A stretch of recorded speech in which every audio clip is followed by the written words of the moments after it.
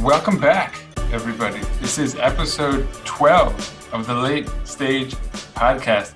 And I'm your host, Sinan Schwarting. Back yet again, live from New York City.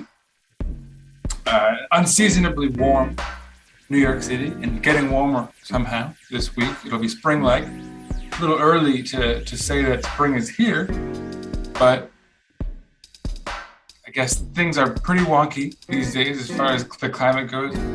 Temperatures have been warmer than usual all over the place. And that's going to be a theme this episode, as a matter of fact. The climate.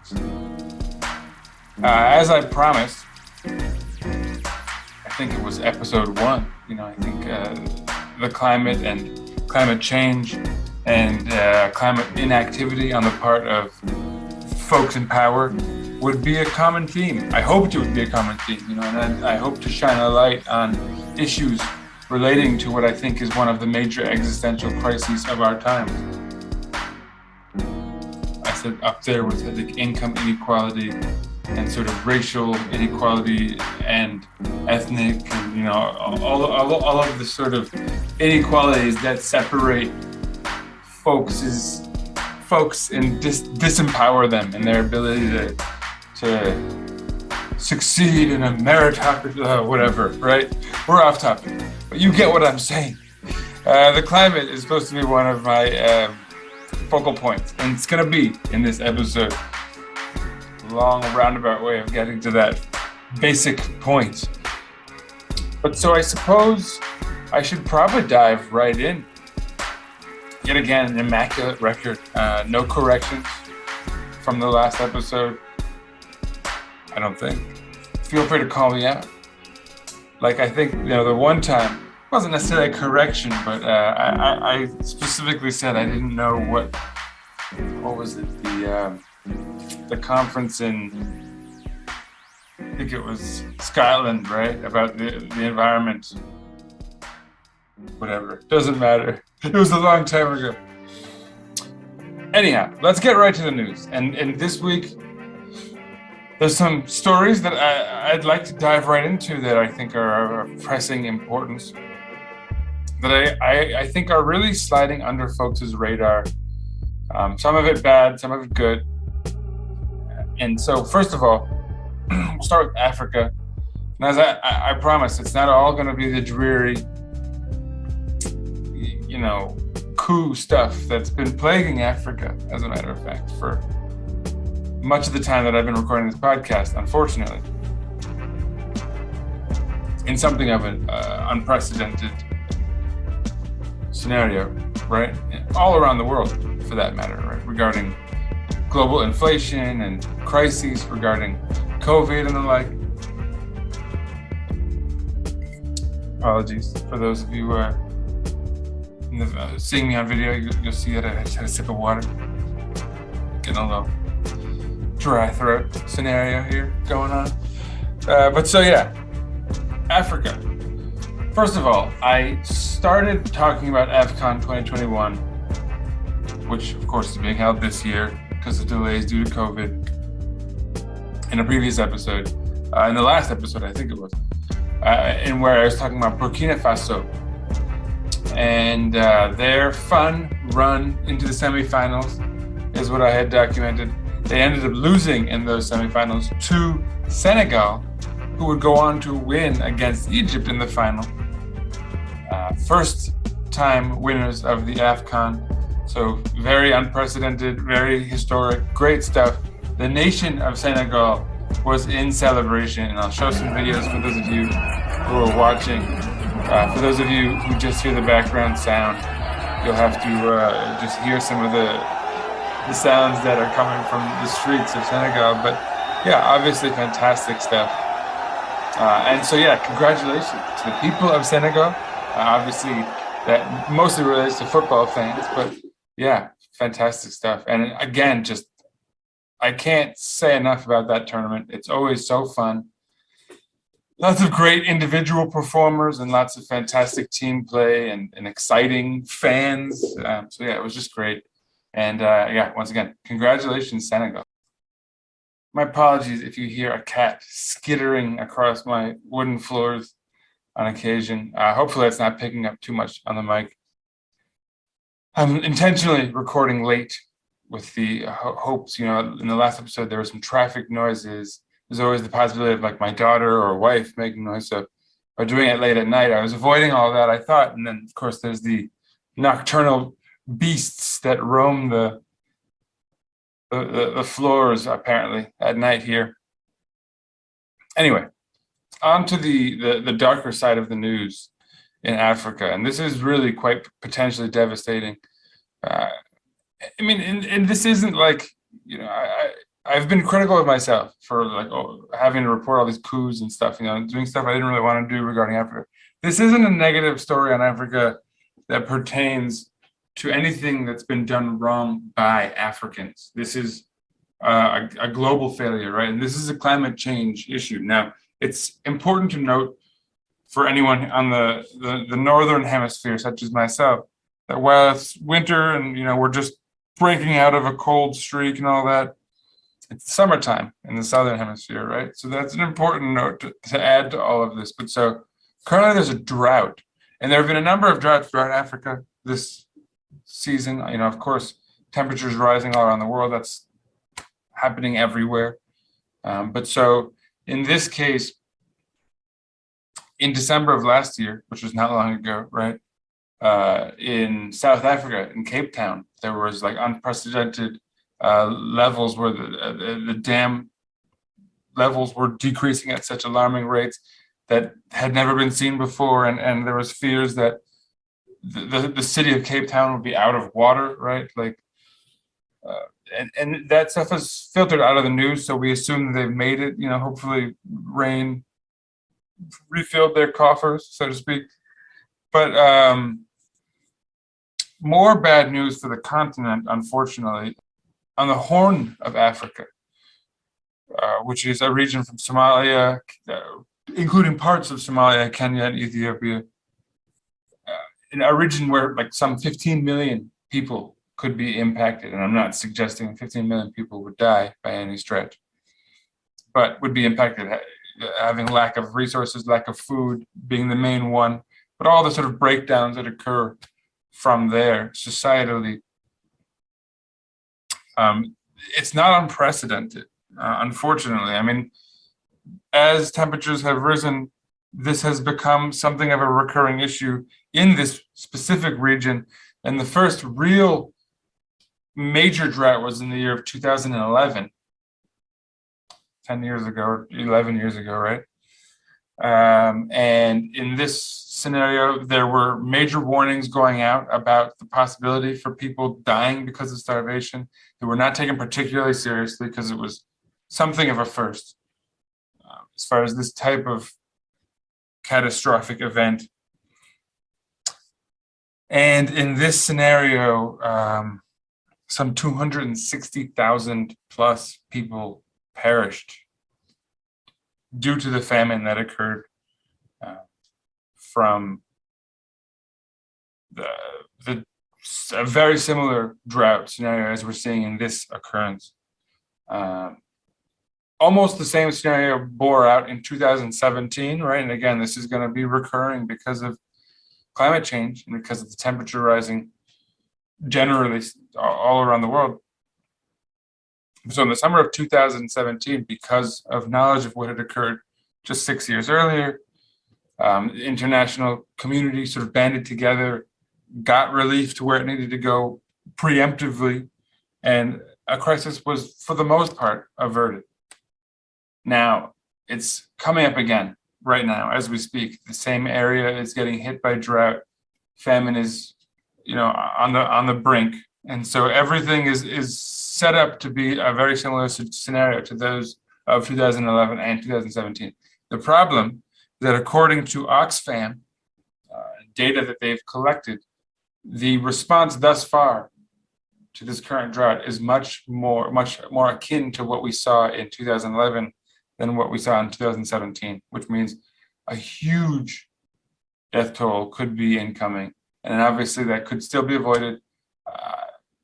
The most I can do is talk about it on my podcast and yeah, I'll try to find a link or something and put it in the bottom here for anyone who wants to get more involved or has resources, especially money, to donate. Perhaps Oxfam would be a place to go. But again, I'll dig in a little before I put this episode out, and hopefully have something more definitive to present to you folks. Moving on from that, now it's worth noting again, 260,000 people dying is one of the worst atrocities that's occurred in recent times, and I think we have the capacity to devalue catastrophe at this point, right? We've lost more than 5 million people to COVID in a short period of time, not as short as that one in Africa, right? And I think that if that bore out over a longer period of time, which is again not possible, but just hypothetically, right, you'd have even more catastrophic numbers. Not comparing, obviously, COVID, 5 million deaths is ridiculous, right? It's insane. But so would be 260,000 deaths. We can't devalue human life to the extent that we are these days. Like it's insane just to imagine numbers like that of human beings, of mothers and fathers and children, uncles, aunts, right? Like it doesn't matter. We have this tendency to sort of try to associate with like our own family members and whatnot, and that should be unnecessary. Like, these are human beings who will die because they don't have food. In 2022, right? Like we have the ability to drop missiles into tubes that can detonate like 3 stories down, and we can't get food to people. Where like the people literally starving to death. In New York City, you see giant like piles of food being thrown away in the back of supermarkets and delis and corner stores and all the like restaurants. You hear of all these like ghost flights going around the world in times of COVID because they need to run these things at a certain schedule, and like nobody was flying, right? I mean, like how hard would it be to organize getting food onto these planes so that people aren't starving around them? It seems so odd to me that something like that could be a problem in 2022, but here we are yet again. And once again, like the prisoners of the now that we are, something that happened 6 years prior, they knew how to, they recognized the gravity of and prepared for, but because it was more than 10 years ago, we were just going to pretend like this isn't happening. I really hope people do get their act together in time to save lives in this region of Africa, a region that's been hit by so many issues, like, in Ethiopia with issues with Eritrea, Somalia, I don't even have to, the name itself elicits, a couple decades of crises. So,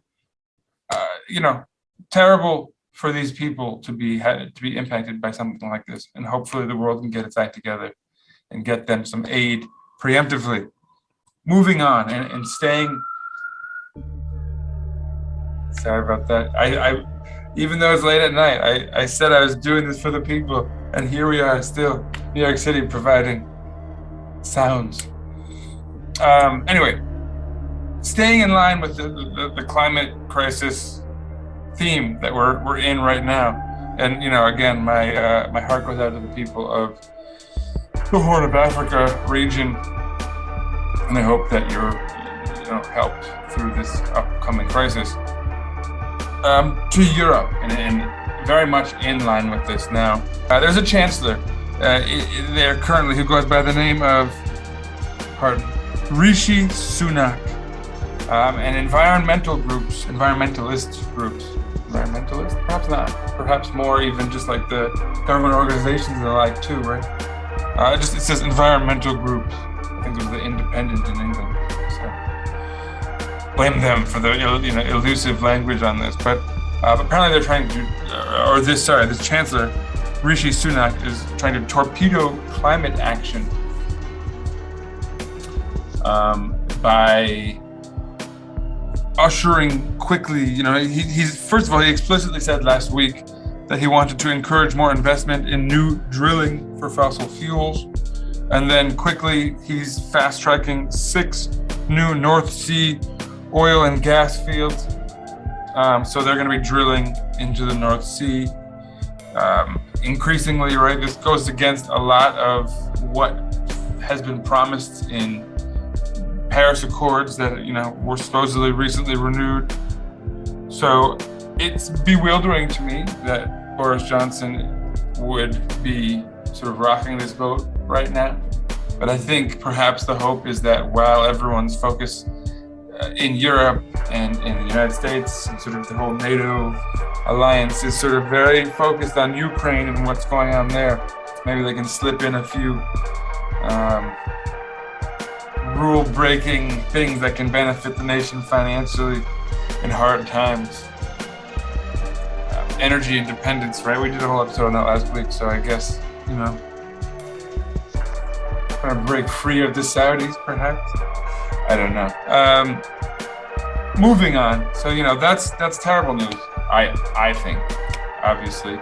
And it suggests kind of a degree of duplicity on the part of a conservative government that's currently in power in the UK. Moving along. And so, briskly, from Africa to Europe, we move to Latin America. And this is, I like to report on these sorts of stories. I consider them good news, although there's bad news here because we don't know about the efficacy of this. We don't know if this is going to pan out. But I definitely like to fight back, and I've previously reported on a successful sort of blockade by African nations, specifically Nigeria, to get back sort of ancestral museum pieces and the like, right? Pieces of their history from museums. Now, the bad news, I suppose, is that there is an auction in France, in Paris, the Millon auction house. Millon, Millon. I'm doing the French accent. Sorry if you find that obnoxious. The Millon. Milan. I don't know who. I want to sound like a gringo on this, but so they're selling 30 pre-Hispanic Mexican artifacts. And what's cool, I suppose, is the pushback to it. And it starts from the Mexican president, Andrés Manuel López Obrador, who, from what I understand, is actually on the verge of perhaps being re-elected, or his popularity is high enough that it seems like that's going to be the case when that time comes. I'll get into that as a separate news story on another day. But so he denounced the upcoming auction vocally in a speech. And what was perhaps heartening was that a number of other nations tagged in to support him, and embassies in Paris from Ecuador, Guatemala, Panama, Peru, and the Dominican Republic, as well as the Mexican embassy, all wrote a kind of a joint statement denouncing, condemning the sale of these pre-Hispanic artifacts that should go to Mexico, right, by right. So, a nice story of unity, of Central American nations and South American nations banding together in the name of rescuing artifacts and historical, trinkets and the like that are of significance culturally. So, hopefully something comes of the battle to win these things back. I always support the real, I don't know what you want to say, those who have birthright. It sounds awkward. Anyway, those who really should possess their own artifacts, right? In these scenarios. And so this is another one where, full backing to Mexico, and their attempt to get this stuff back. And I fully back them condemning this auction house. Boo! Millon, boo! Anyway, that's it for my news this week. Just a few stories, trying to keep these things moving along as it were. I hope you're enjoying these things as usual. I will do my Weird of the Week in a return to that. And this week it's going to Facebook/Meta. You know, I don't know if I don't want to give them this, this scrub, if you will, rebranding. I don't know if I want to give them the ability to just trick us, psychologically and let us pretend like there's somehow a different entity. Peter Thiel has stepped down from their board. Now, he was a co-founder of PayPal, which any will be aware of as a company, and some others who came up alongside him there. Palantir, a kind of group that has some infamy. And he was the very first outside investor in Facebook, giving Mark Zuckerberg the money he needed to steal the software that he stole to start this giant company that has done so much damage by spreading misinformation and not checking its spread or doing anything as far as letting folks game what is perceived of as top stories and real news and letting it proliferate among older folks like a virus, if you will, like another type of pandemic. But so Peter Thiel, as the first investor, was thought to be very involved in controlling some of the more ominous and thoughtless decisions made by Mark Zuckerberg, especially relating to how advertising was being done. You could directly appeal to neo-Nazis and groups that you shouldn't really be trying to cater to as a business, probably. As far as like the court of opinion goes, that was one that was handled a long time ago when the Nazis lost and the whole world decided that wasn't legit, right? Like literally even capitalists and communists together, right? Like everybody hated the Nazis. So let's not necessarily cater to them as far as businesses go, if we can avoid doing so, right? Because that's not necessarily like a First Amendment thing. It's important to note, it's not a First Amendment thing. It's a private company who has the right to cater to whomever they want. Like, you know how you go into a restaurant and it says, no shirt, no shoes, no, you got to get out. No Nazis, right? Like you have the right to decide that. I don't want to cater to someone who advocates for the genocide of various different types of human beings. So I'm not comfortable with them in my place of business, or I'm not comfortable interacting with them at all. So that's like, I think, a legit thing to not do. And you don't even have to explicitly like ban or do anything. You can just literally not have that as an option of groups or various offshoots of that as options for people to cater to in their advertising.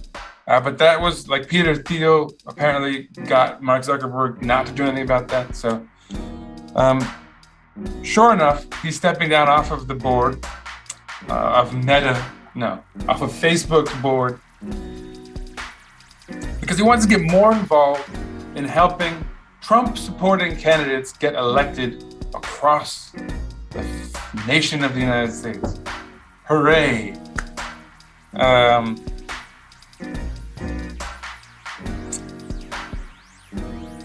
don't know. It's like an unmasking, I guess, but I don't think anyone is surprised by it.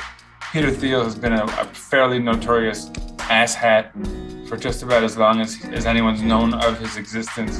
And so I don't think anyone's shocked by the news that he's a Trumper, or that he's going to be investing all that money in helping sow chaos via Trump, or anything relating to the story, right? Meanwhile, while we're on the Weird of the Week, I think it's probably worth briefly mentioning that somewhere on the internet you can go to a place called Decentraland in this metaverse that they've set up where you can walk around, and it's like, I imagine like Third Life or whatever, Fourth Life, whatever it was back in the day when I was young, and everyone was pretended was going to be the next huge thing that lasted for like 2 months and then got replaced by 4 different genres of video games that turned out to be way more interesting and fun than this sort of just replaced virtual reality that was the Third Life, or whatever it was called. Meta seems to be going for that again. I don't know if they're unaware of how that flopped, or if they think times have changed enough that somehow this is going to be different. Anyhow, so somewhere in this world on Super Bowl Sunday, there's going to be a Miller Lite bar where people are going to be on their computers pretending like they're in a bar, I guess, instead of just going to a bar. And I'm not even like, as someone who's been very careful about COVID and all that, there are so many options. Like the weather's actually, even in New York City, the weather's gonna be quite nice apparently this coming weekend. So you could there's so many ways that you can be facilitated that you're not necessarily in danger. If you're immunocompromised, obviously you've got to stay at home, but this whole meta thing, I don't think that's gonna solve anything. That like a Zoom call with your friends wouldn't solve. More ideally, if you have to do things virtually. But anyhow, that's my take on things. I feel like it's going to be a sad sight for folks to be in this virtual world on Super Bowl Sunday. Maybe what I can do is find a video of someone going to a meta wedding and apparently breaking it up and getting into a fight. This was wild. So here's a little crazy video to take you out on. Peace out, everyone. And again, hopefully next week I have better news. And that stands to reason that should always be my motto, right? Because even if it's a good week of news, it could always get better, ideally. And rarely does it. But anyway, not so bad this week. Peace out, everyone.